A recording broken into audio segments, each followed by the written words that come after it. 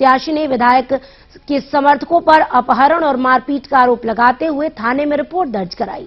दरअसल निर्दलीय प्रत्याशी कपिध्वज सिंह ने पहले ही क्षेत्र में शराब बांटने की शिकायत प्रशासन और निर्वाचन आयोग से कर रखी थी। बावजूद इसके पुलिस ने इसे गंभीरता से नहीं लिया और जब शराब बांट रहे असामाजिक तत्वों को ग्रामीणों ने रोकने की कोशिश की तो उनकी जमकर धुनाई की गई, जिसके बाद पीड़ितों ने मामले की शिकायत रायपुर कार्यालय थाने में दर्ज करा दी है। फिलहाल पुलिस मामले की जांच कर रही, लेकिन अब तक किसी भी आरोपी की गिरफ्तारी की खबर सामने नहीं आई है।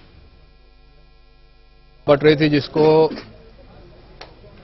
वहां के जागृत ग्रामवासी जो हैं उन्होंने उसका विरोध किया, गांव में हल्ला गुल्ला हुआ और उसी हल्ला गुल्ला को सुन के दीपक अग्निहोत्री जी और उनके साथ कुछ लोग बाहर आए और वहीं से जिन लोगों का नाम आया है, ढिल्लन वगैरह का भाजपा के कार्यकर्ता हैं, गई है, मेडिकल भी हुआ है और उसमें उस समय चूंकि फोर्स अधिकारी सभी चुनाव ड्यूटी में व्यस्त थे, कल परसों की बात है, 2 दिन लगातार बिजी रहे।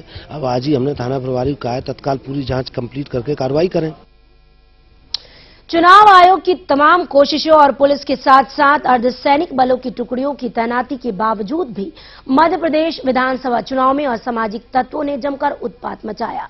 मुरैना विधानसभा के नाका, धनेला, सुमावली विधानसभा के रुअर, मैना बसई में मतदान केंद्र के बाहर 2 गुटों में जमकर भिड़ंत हुई, जिसके बाद पुलिस ने उन्हें खदेड़ दिया। इस झड़प में कई लोग घायल हो गए, जिन्हें इलाज के लिए जिला अस्पताल में भर्ती कराया गया।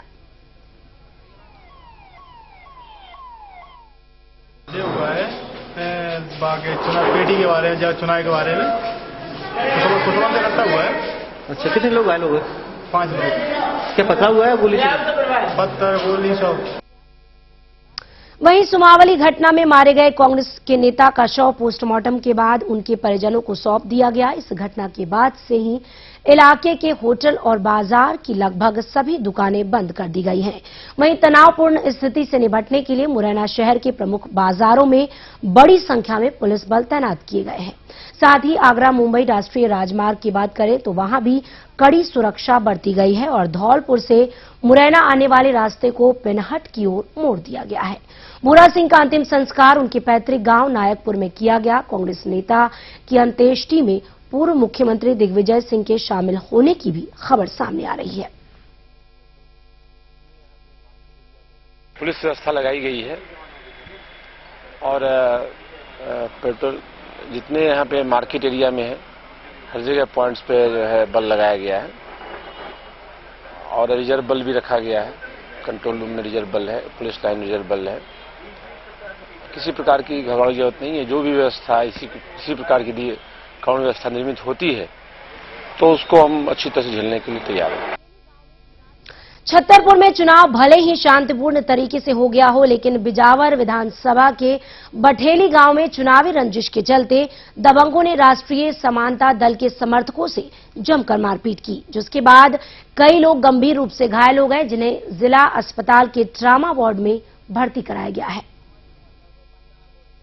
इस वजह से मारपीट की है कि रवि मिश्रा कह रहे थे कि हमारी कमल में पंजाब में वोट दो, और ये राजेंद्र मिश्रा, राजेंद्र ठाकुर हैं, जो प्रताप सिंह हैं, ये लोग कह रहे थे कि हमारे कमल में वोट दो, और इस वजह से हम लोगों ने वोट नहीं दिए लोगों को। इस वजह से इन लोगों ने मारपीट की।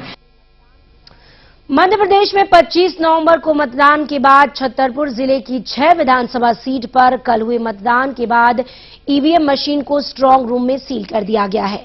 सीआरपीएफ की सुरक्षा में ईवीएम मशीन का मुआयना चुनाव ऑब्जर्वर्स और उम्मीदवारों के सामने किया गया। ये strong room higher secondary school में बनाया गया है। प्रदेश में मतों की गणना 8 दिसंबर को होने वाली है।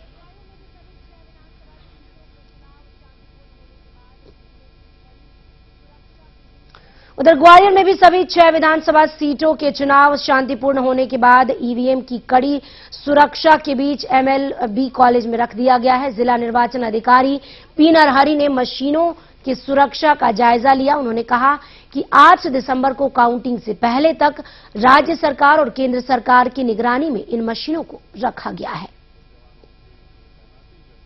सेंट्रल आर्म्ड पुलिस फोर्स और स्टेट आर्म्ड पुलिस फोर्स के जवान